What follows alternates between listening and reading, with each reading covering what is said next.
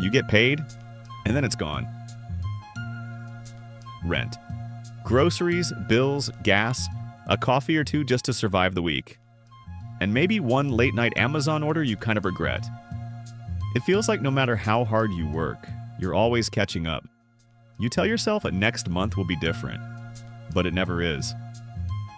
Listen, you're not lazy, you're not bad with money. But the good news, there's a way out. And it starts with a few simple changes. Let's walk through them together. In this video, you're going to learn 3 simple, realistic changes that can finally help you stop living paycheck to paycheck. Even if you're not a money person, and even if you feel like you've tried everything before.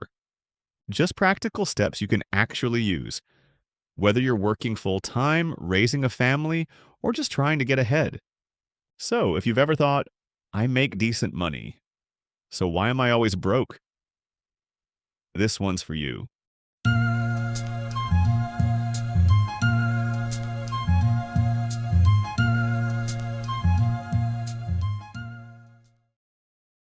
Welcome back to Smart Money MVP, where we break down money stuff in a way that actually makes sense. If you're new here, go ahead and hit that subscribe button so you don't miss future videos that help you take control of your finances, one step at a time. Now, let me be real with you. I've been there, watching your bank account shrink day by day after payday. The truth is, most of us were never taught how money works. Not in school, not at home. So we wing it. And that's how the cycle keeps repeating.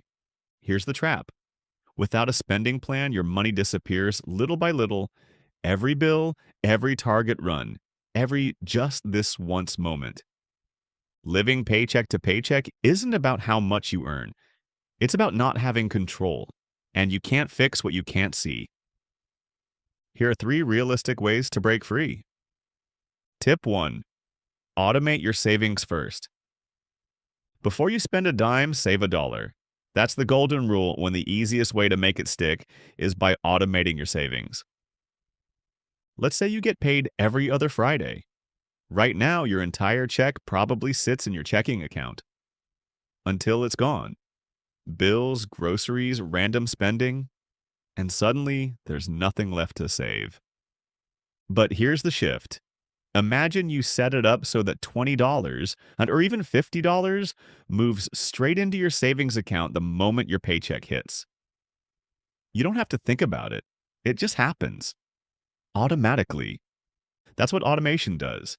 It turns saving from a decision into a default. No guilt, no forgetting, just quiet progress in the background. Most banks make this super simple. Here are a few ways to get started. Option 1, direct deposit split. Ask your employer or HR team if you can split your paycheck into 2 accounts.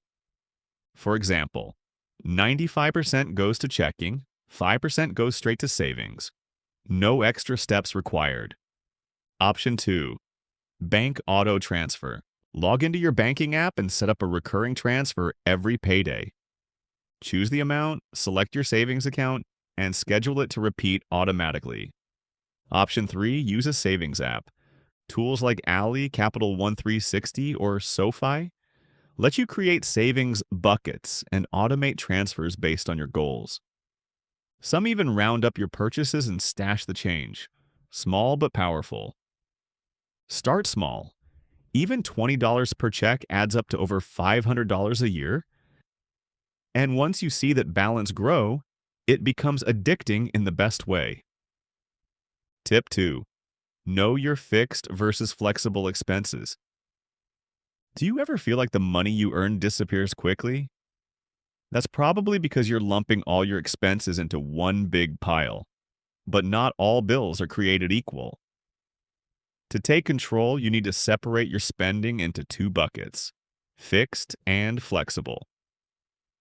Let's say you bring in $2,000 every 2 weeks.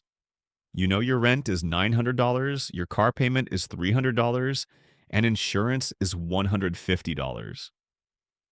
Those are your fixed expenses when they don't change. But the money you spend on takeout, groceries, Target runs, and streaming services, that's flexible. It can change. And it's usually where your leaks are hiding. Let's break it down. An example list of fixed expenses are rent or mortgage, car payments, insurance, minimum debt payments, utilities. Childcare. Flexible expenses are restaurants and takeout, subscriptions, clothes, groceries, gifts, hobbies, and entertainment. Once you see it in two categories, budgeting becomes way less overwhelming. You're not trying to control every dollar. You're just giving yourself a clear picture of what has to be paid and where you can adjust. Most people try to cut back by canceling Netflix, while ignoring hundreds in a random spending. Spot the leaks first, then plug them with intention. Tip 3. Use the 50-30-20 rule. Here's a budgeting method that's simple enough to start today and flexible enough to fit your real life. It's called the 50-30-20 rule, and it's one of the easiest ways to give your money a job. Let's say you bring home $3,000 a month after taxes. Under this rule, your money gets divided like this.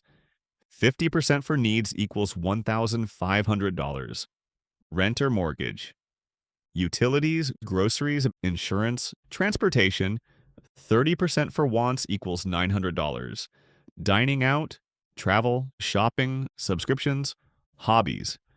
20% for savings and debt equals $600. Emergency fund, extra debt payments, retirement contributions, investing. You can tweak the numbers if needed. Maybe your rent is higher or you want to save more. But the core idea stays the same. Your money is organized. You're not just spending and hoping for the best. You're making intentional moves that match your goals. The 50-30-20 rule gives you permission to enjoy life and save for the future. No guilt, no guesswork. Just balance. If this video gave you a light bulb moment, or even just a little relief, do me a favor and hit that subscribe button. You're not behind, you're not bad with money. You just need a better system, one that supports your life instead of draining it. And Smart Money MVP is here to help you build it step by step. Thanks for watching.